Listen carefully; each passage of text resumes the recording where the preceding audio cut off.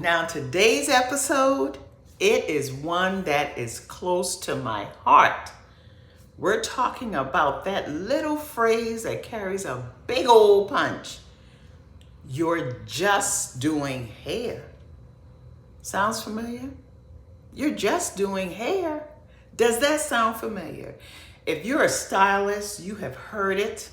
If you're a client, you might have said it. Not anyone watching this episode, it might be the people in the back, the people who's somewhere watching something else. Because listen to me, today we are going to unpack that, because trust and believe me, it's never about just hair. It's so much more than that.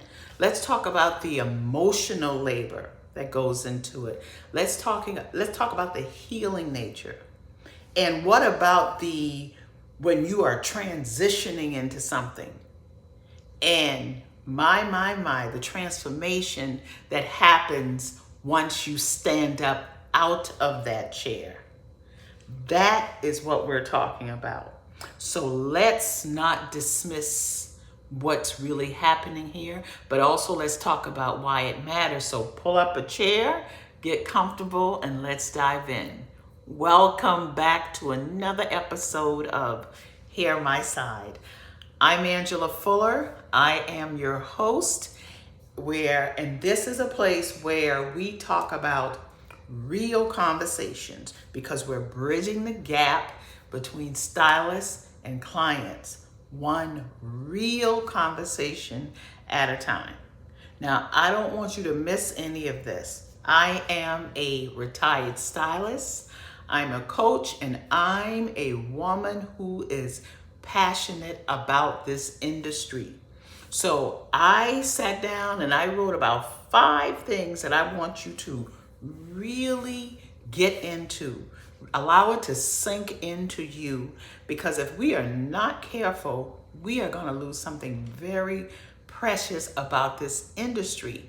So I got 5 sections, and whichever one floats your boat the most, that's the one I want you to sink into, okay? Section 1, we're talking about more than hair. Section 2, emotional labor is real.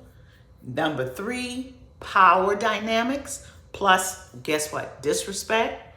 And 4 is hair, our identity, and the power that comes when we consider our hair. And number 5, the stylist, and how she provides a safe space for you. So without further ado, let's just go ahead and dive in. Grab paper, grab pen. We're not going to talk today, and we are going to come to some beautiful conclusion. So section 1, more than hair. Listen, I've been behind the chair for 30 plus years. And what it has taught me is something that you can't even learn in a book. And that is this: every head of hair comes with a story. Every one. It comes with a breakup. It comes with a new job. It comes with a funeral, unfortunately. It comes with a new baby arriving. It comes with reinvention. Stylists just don't style. No. That's not what we do. We witness. We witness the events that happen in our clients' lives. And that witnessing, hear me now, lean in, that space we create. That's right. We as stylists create the space to witness to and be a witness for our clients. And so stylists, we just don't style, we witness. It's a sacred space. It's a sacred space, y'all. And yet too often, we as stylists get reduced to just doing hair. I want that to sink in. I want you to feel it. I want the stylist to feel it, and I want the clients to feel it. And it hurts. Sometimes it hurts. But guess what else we do? the emotional labor that stylists carry, that's real too. But you don't know it because we pour everything into you. When you sit in our chair, it's no longer about us. It's designed that way. It's designed to be about you. So what do I mean by emotional labor is real? Well, we listen. We're holding tension. We're holding your tension. We're absorbing your energy. Every smile, every vent session that you give us, that you come with, every silence that you bring, we read that. And then we internalize it as emotional labor. And I want stylists to hear this, because just because some of what we draw from our client is invisible does not mean that it's not valuable. And I want clients to hear this. Just because your stylist might be quiet does not mean that she is okay. Your stylist, when she's done with you, and the individuals that came before you and the clients that came after you, guess what? When it's time for her to go home, she's taking a lot of that with her. It's more than just the smell of shampoo and conditioner or hairspray. It's more than just the little pieces of hair that gets on her. She's taking more than that home. She's taking all of your emotional expression. She's taking that with her. Because only a few of us have learned how to decompress, compartmentalize and decompress before we go home to meet our families, our friends, our partner, our dog. A lot of that stuff we take with us. And so we take some heavy things at home. So I want you as client, I want you to consider that. I want you to consider that the next time you sit in your stylist chair. The third thing, the power dynamics, and sometimes I hate to say it, the disrespect. Did somebody hear me? The disrespect. There's a reason some stylists get burnt out. I've been burnt out over the 30 years. I've been burnt out several times. And when you feel dismissed as a service provider instead of a healing practitioner that a lot of us stylists are, it chips away. It chips away. I'm here to say in first person, it chips away at me.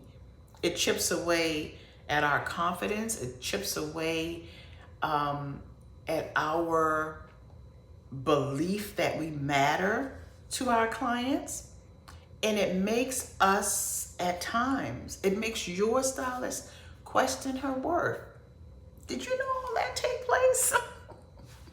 All you see is her fixing your hair, smiling, getting down at that shampoo bowl, taking care of you. That's what you see. But there's so much going on in your stylist. Just as when you come into that salon and dump it all on her, I can guarantee you half of what you're going through, she's going through as well. And that's what we have to remember. And this happens especially in spaces where stylists are women, Black women, immigrants, women of color, brown women. This isn't just about beauty, y'all. Never, never, never is. This is about how we respect labor that is emotional, that is artistic, and deeply personal. Like I said in the beginning, this one is near and dear to my heart, so I hope you show me some grace, because we need to hear it. The conversation needs to be had. This is one of those real conversations that we are having. The fourth section is hair and what that represents, what hair represents. But before I dive into that, I want you to consider the three that we just went over. And if any one of those you resonate with, put in the comment me. Do you understand as a stylist or a client that doing your hair is emotional labor? That is emotional labor, yes. Also, doing your hair, there's a power dynamics going on. And there's sometimes could be a level of disrespect. If that's you putting me, power dynamics and disrespect. Or if you are the person who sometimes can view hair as your identity, or is it your power? Because hair isn't vanity. It's never been vanity. Hair, we've been told, is our glory, is our self-expression. Hair is identity. Think about it in culture in different eras. There was the afro, there was the relaxed hair, the twist hair, you have locks, you have beads, you have braids. All of these things is a culture. It's a declaration of who you are. And guess what? And the person shaping that, that's not a just. She is shaping your identity. That's not a just. That is someone who holds the power to uplift you, to transform you, or to traumatize you. You ever thought about that? You're trusting this woman behind that chair to do all those things. And yet, when you think of her, you're emanating, oh, she's just doing hair. Just a little food for thought. So this is why, in my opinion, this conversation matters. And that's why we're here. We're getting this conversation out of the way so we can pave the way for beautiful conversation, a beautiful experience in the salon. And the way to have that is to first have this. To first have this conversation. If you agree with me, say agree. If you don't, I want to hear that too. I disagree. But don't disagree and don't say why. Don't be shy. The last section that we're going to talk about is a stylist. When you think about your stylist, do you think about a safe space? I have seen it firsthand, especially during the time that we went through COVID. And when they closed salons for about 3 months here in South Carolina. And when they opened it up, we had to schedule one client at a time. So I could be servicing one of my clients for 2-3 hours, depending on the service she was having. One client at a time. And because the world was just traumatized, the clients were traumatized, I was traumatized. When my clients came to me, I felt like it was my pleasure, my duty, my obligation to help them feel like they were in a safe space.